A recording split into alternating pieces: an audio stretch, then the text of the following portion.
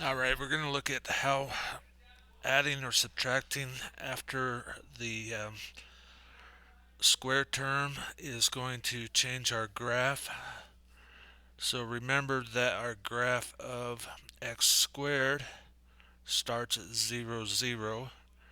It goes up 1, goes to 1, it goes to 4, it goes to 9, and it's symmetrical on the other side.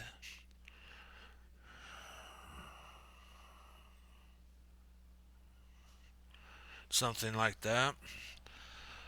Don't expect them to be perfect. So here we're just going to take and we're going to drop every one of the y values by 1.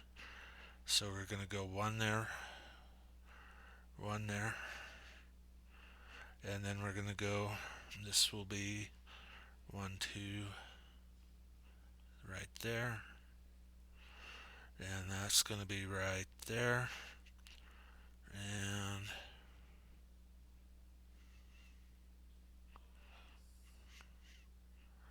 I drew my left side on the first one a little wide, but you can see that it just drops by 2.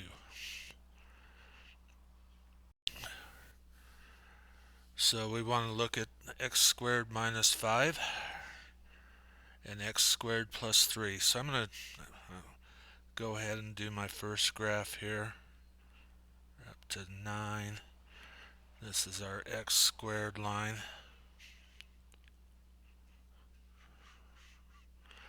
I'm going to change colors, make it a little better to see. Alright, so if we go down 5, so that point's going to be down 5, that point's going to be down 5, that point's going to be down 5, that point's going to be down 5. And make it symmetrical. And draw my curve. Again, not going to be perfect. Alright, and they also want us to go up 3. So if we're going to go up 3, we're going to be there, we're going to be there. 4, we're going to be at 7. I'm not going to be able to get to 12. It'll be off the graph.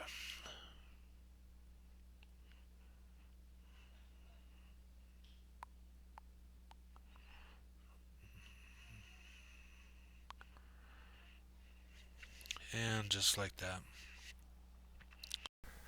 Okay, so now we're going to look at a multiplier and a change. So first off, I'm going to go ahead and graph my first function, what we start with, and draw that. So now we're going to multiply by 4 and we're going to add 1. So multiplying by 4 is just going to close the graph by itself. So let's go ahead and see if we put in an x of 0, our output's going to be 1. If we put in x of 1, our output is going to be 5. If we put an output of 2, our an input of 2, that's going to be 4 times 4, 16, 17.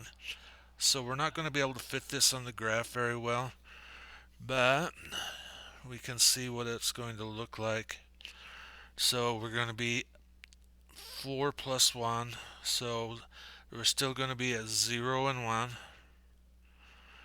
but our next one's going to go to 5, and our next one's going to go to 5, and we close up and get real steep as we go.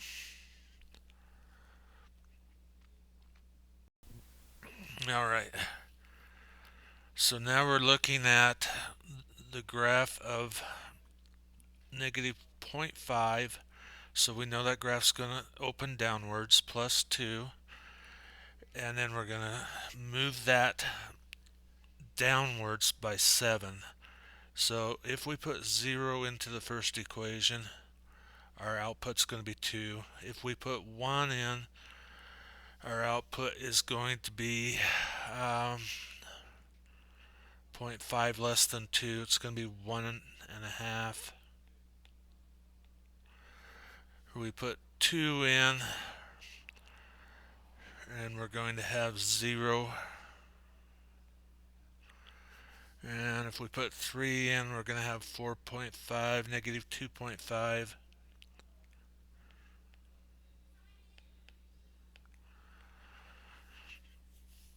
Okay, so first I'm going to graph this. So we're at 0 and 2.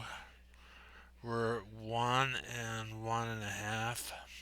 So it's going to open up the graph a bit. We're 0 and 2, 0 and negative 2.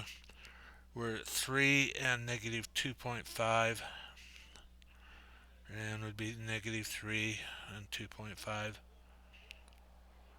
And our graph is going to look something like that. Now if we move it 7 units down, it's going to look something like this. And that would be that transformation of that graph. Again, I don't know how much graphing is going to be involved. It's maybe going to be more recognizing what graph is produced by the changes.